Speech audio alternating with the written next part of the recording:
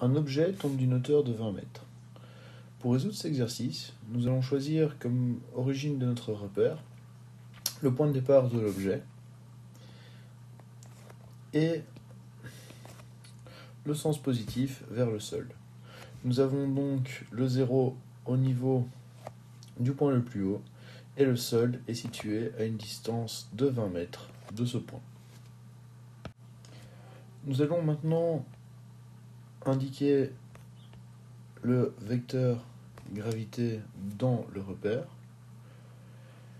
Alors, nous savons que la vitesse initiale de notre objet est égale à 0 m par seconde.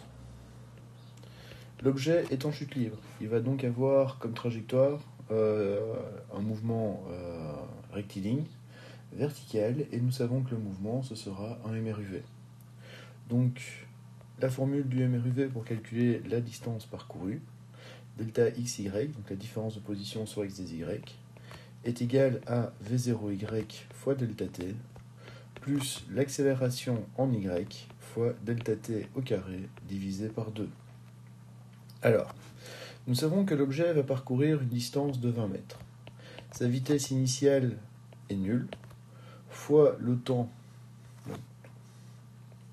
plus l'accélération en y. Nous remarquons que le vecteur gravité va dans le même sens que notre repère et va donc prendre une valeur positive.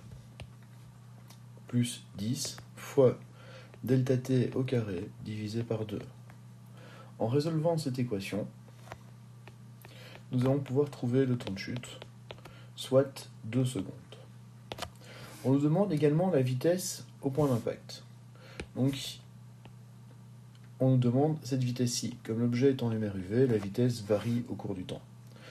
Pour un MRUV, la vitesse se détermine par la vitesse initiale plus l'accélération fois le temps. Ici, la vitesse initiale, c'est 0.